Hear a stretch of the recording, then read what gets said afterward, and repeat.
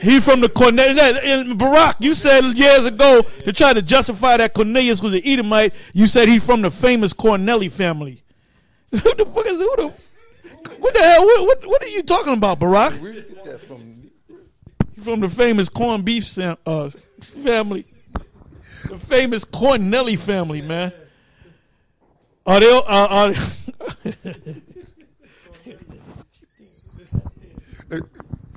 got a quick precept of 2 John chapter 1, verse 10. It says, if there come any unto you and bring not this doctrine, receive him not into your house, neither bid him Godspeed. Don't bless him. You ain't got nothing to say to the man. That's right. For he that biddeth him Godspeed is partaker of his evil deeds. Yeah. He's talking about raising up the nation. Once again, these guys floating around talking about the nation. How many times we got to tell you guys the Most High is only dealing with the elect? How many times we got to tell you guys that, man? This is the book of Romans, 11th chapter, the 6th and the 7th verse. And if by grace, then it is no more of works. Otherwise, grace is no more grace. But if it be of works, then it is no more grace. Otherwise, work is no more work. What then? Israel have not obtained the nation, all right? The nation. What then? Israel have not obtained that which he seeketh for. But the election have obtained it, and the rest were blinded. According as it is written, the Most High have given them the spirit of slumber, eyes that they should not see, and ears that they should not hear unto this day. And in Isaiah 6, I believe it is, the Lord tells you how long he's going to have them blinded. He's going to have them blinded right up until the time the missiles drop. All right? So no meeting that you're going to have with those guys are going to change anything. They're blinded. They're not part of the elect. This is not for everybody, man. That's right. And then you got to go back to the 10 virgins, the 5 that are wise and the 5 that are foolish, man. You got guys that came in, many are called and few are chosen, man. That's why you had all these guys come in, and you had a whole bunch of them same guys go right back out, man. Yeah. All right? And the reason why they went back out and they're trying to come back in is because they're trying to, what do you call that when you put your wick on? What do you call that? Oh, flicker. But what's the biblical word? Trim your lamps, and the flame doesn't come up because you don't have no oil in you. So you're running at other guys saying, "Give me some of your oil," and then you're replying, "No, go to the buyers and buy your own oil, man." You got to figure. There comes a point where you got to figure this out by yourself. There ain't no do-overs in this thing, man. You done messed up for years, but now you got it right. You see us with the spiritual power or whatever, and now you want to get it. Don't work like that, my man. It don't work like that, man. If you ain't got the oil, you ain't going to get it, okay? And by the way, Baloo said the oil is faith. How you going to have faith? Well, that's true, because but he ain't got no faith. Yeah, but how are you going to have faith if you don't have the knowledge? Well, right. You have to have the knowledge first to have. You have to have something to believe in. But that's why we. Even the Wilson sisters said that. You got to believe in something. Why not believe in me? Yeah, you got something called blind faith. You got people that. Well, that's what Mike did. He came following us blindly, and now he's messed up. Show you that he didn't retain any of the knowledge that we gave him. Exactly. He's following this guy now. Yeah. Because he was teaching about the mark of the beast as a chip. He ain't teaching that no more, man. Right. He wrote a whole book on that, man. Right. The new moons and all that, man. Right. Oh, the thing he keeps bringing up, the thing about the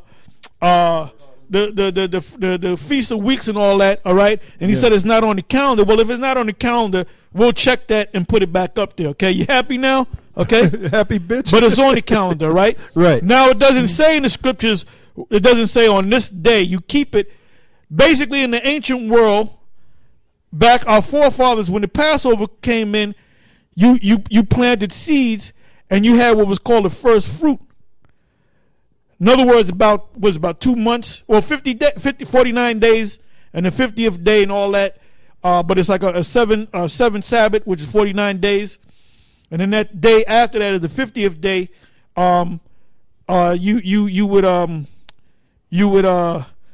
You would take the first fruit, and offer it to the Lord. Okay. Because according to farming, when you would farm, some things took a month and some change to grow. And then you would pick them, and then you would plant some more seeds. You guys don't even understand that. Right. Okay? So are we doing that now? No. Are we acknowledging it? Yes. When are we going to do it? When we get back in the kingdom, which is going to be on earth. All right? We're rehearsing the righteous acts as is written. Yeah, I'll just read this verse. Let me read it. I'm sorry. Let me read this here. Yeah.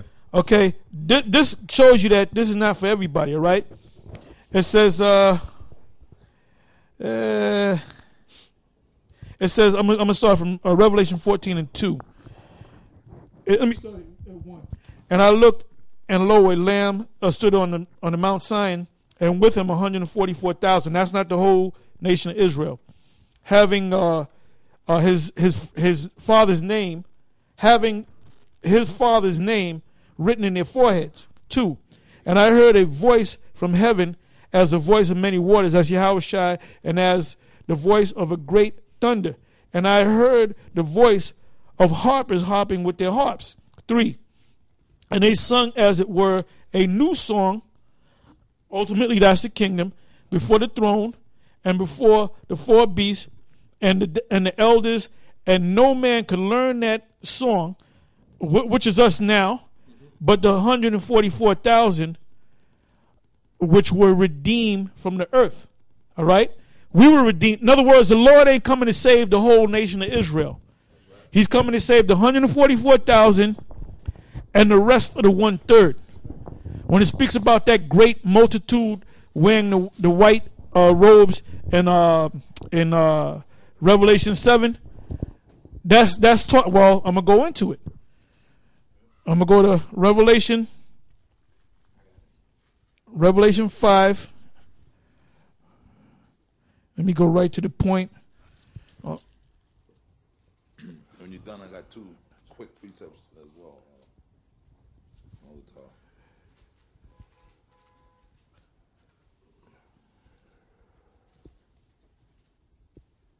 Okay. The 9th verse, Revelation 5:9. And they sung a new song, saying, Thou art worthy to take the book, talking about Yahushua, and to open the seals thereof.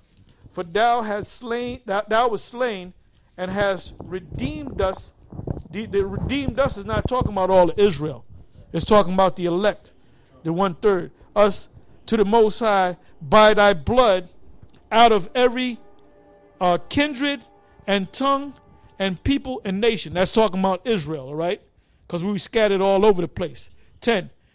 And has made us unto our powers kings and priests, and we shall reign on the earth.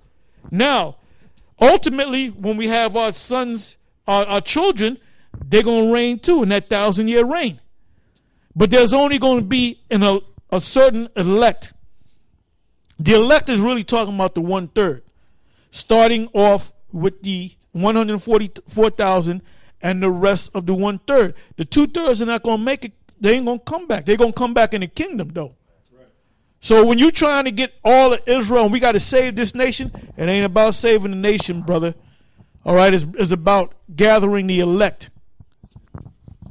I got 2 quick precepts. This is I'll start off with 2 Peter's 1:1. Simon Peter, right, and an apostle of Yahushua, to them that have obtained like precious faith with us through righteousness of the Most High and our Savior Yahushua. Now, I was telling you right there, this is addressed to the elect. It ain't for everybody. It says to them that have obtained. Who obtained what? The knowledge. And the faith. But because the elect, that's talking about the elect. So it wasn't addressed to all Israel. It says to them, that's like singular, man, to them that have obtained, meaning the ones that got the oil, the elect. So these letters that were being written, Peter, he was writing it to a certain group of men, the elect, right? Now we're going to jump to 1 Peter's, the 1st chapter. Peter, an apostle of Yahushua, to the strangers scattered throughout Pontus, Galatia, Cappadocia, Asia, and Bithynia, elect according to the foreknowledge of the Most High. If you're not of the elect, you ain't gonna get it. I don't give a damn how many meetings you have. You can't get it, man. Yeah, of power, the Father, through sanctification of the Spirit, unto obedience, See, the Spirit got to be with you to come under obedience, meaning to keep the law, and also to go out teaching. The Spirit, because pursuing, once again, in Matthew 10 and 5, Yahweh Shah gave a commandment to go out and teach. You guys ain't steady with going out teaching. You'll go out teaching for a little while. Then, well, the scripture said, give diligence to make that calling and election sure.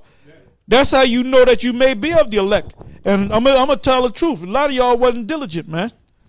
Yeah. A lot of y'all took your hands off the plow and look us back, man. Then you're trying to make a comeback.